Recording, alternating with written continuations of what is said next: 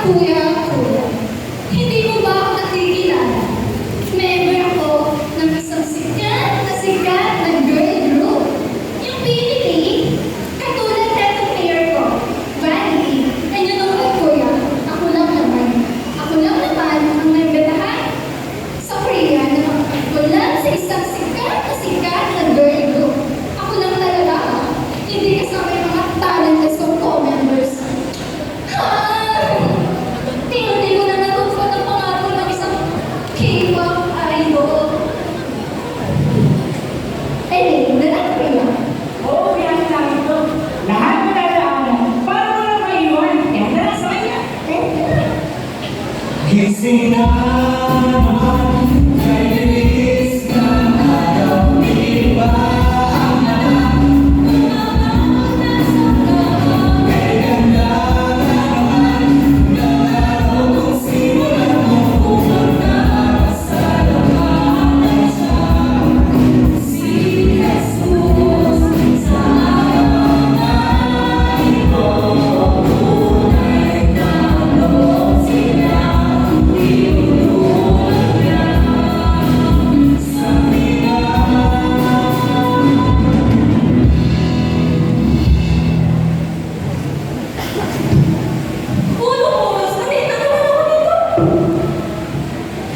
Ito na po, sir.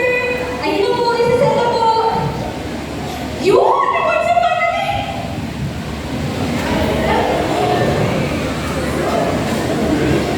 Kuya, wala ko walang salamat din siya ako. Ay, wait. Nag-assume agad sa atin, pero sa kanya na ganda. Ay, nako. Alam mo na yung ganyang style niyo, kuya. Tatawagin niyo ako ganda, tapos iyak ko. Pero pasensya na kuya. Pagiging masahera na nga kayang i-offer sa'yo. Dahil alam ko ang malaki ang offer na mundo para sa akin. Kung hindi mo nitatanong kuya, isa lang naman consistent top performance sa office namin. Actually, mas marami mga contribution sa company kaya sa may-ari.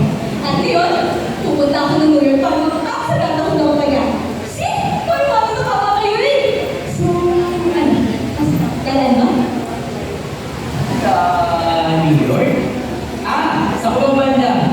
O naman ganda. Lahat madadaanan. Dito, walang maiwanan. Sa kanya na ganda. Understand na mga kamawi sa eskwela, ang marami ang sumasalay patungong swata. Bakit sinatabi? Kuya, dadaan ng QC? Sakay ba na sa QC? Sa QC Memorial Series. Kung saan ginagawa ang pangwala ang pride match. Tapos siyempre naman dadaan. Kaniguran mo, matatagpuan mo ang tunay na identity nyo kay Cristo. And dahil sa kanya.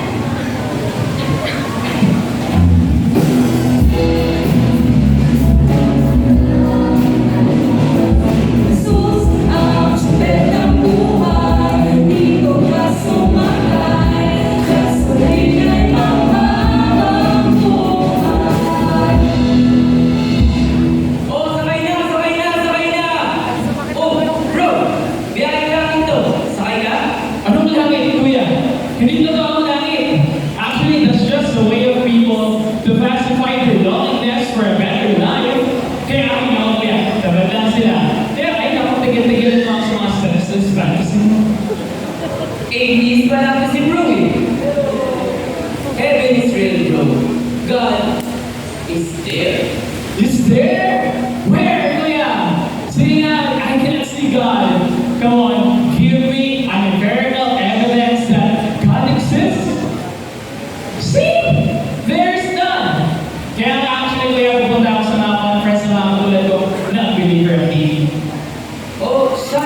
Hirap mo naman i-convince, bro. Pero sakay ka na rin para maranasan mo ang omnipotent,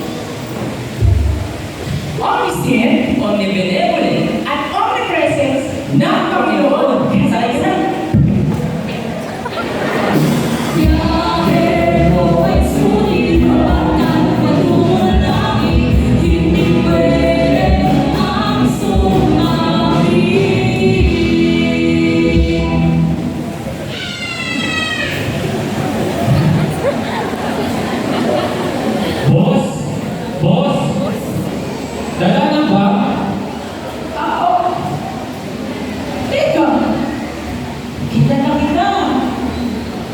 Boss! Boss!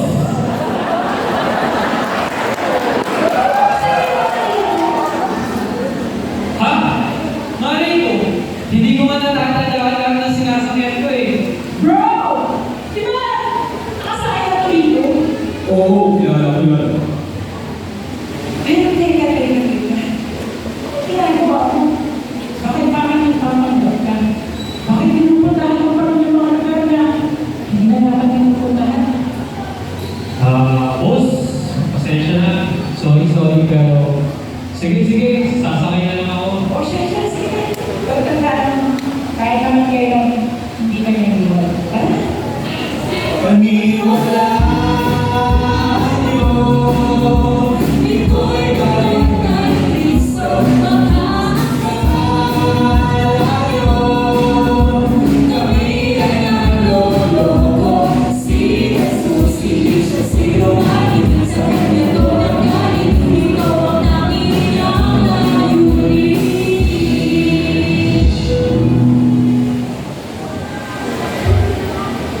Oo, sakay na! Bilang ito! Ano? Sakay ka? Hindi, kuya. Hindi ko na kailangan sumakay dyan. Basta ang sama at ang kasalanan ang kailangan ko isakay dyan. Ako? Malinis ako. Di ako nagnanakaw, nangangalan niya, at di rin ako makakot. Madami na akong galaw. Involved ako sa lahat ng may isisipin. Nag-disciple din ako. Di gaya ng mga churchmate ko, although may commitment ka nga lang, di ba magagawa ng tama? For sure, proud sa akin sa Lord ko. No, but next kuya, di ako sasakay dyan. Uy, sigurado ka ba na doon proud si Lord sa mga bagay na nagawa natin para sa Kanya? What else, kuya? At alam ko naman na mahal na mahal ako ni Lord. Di gaya ng mga tao dyan. For sure, proud na proud sa akin sa Lord dahil doon. Oo, siya. Sige, sumakay ka na lang din para malaman mo yung tamang daan at para hindi ka maiwan. Sakay naman na. Tayo nagdali-dali ang mapapamaliwanag habang marami ang upuan.